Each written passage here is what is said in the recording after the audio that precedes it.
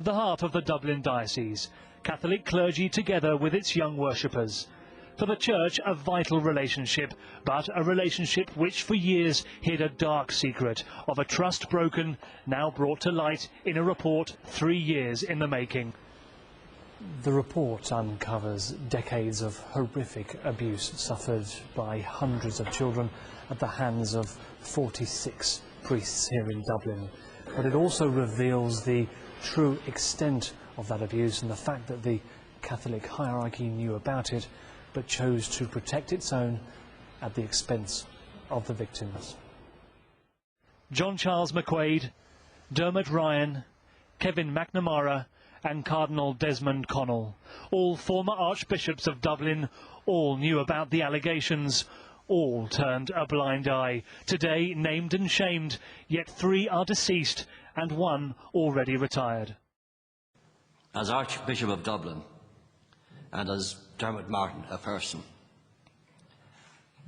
I offer to each and every survivor my apology, my sorrow and my shame for what happened. But I'm aware that no words of apology will ever be sufficient. But parts of the report have also been censored in order not to prejudice current or potential cases.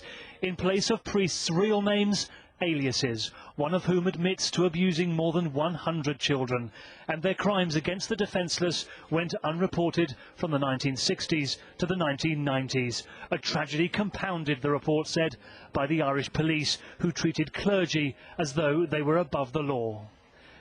Those abused by Dublin's priests say the report is woefully overdue. And only now is the state ready to publish a report detailing how such allegations were handled. This inability to respond more efficiently does not say much for the state's attitude to the protection, welfare and rights of children. Those who turn a blind eye to these offences are as much a part of the problem as those who actually commit them. Given the scale of the child abuse in Dublin alone, there are now calls for all dioceses to undergo intense scrutiny. The don't ask, don't tell culture is thought to be endemic across the Republic of Ireland. There is no escaping the cruel irony that the Church, partly motivated by a desire to avoid scandal, in fact created a scandal on an astonishing scale.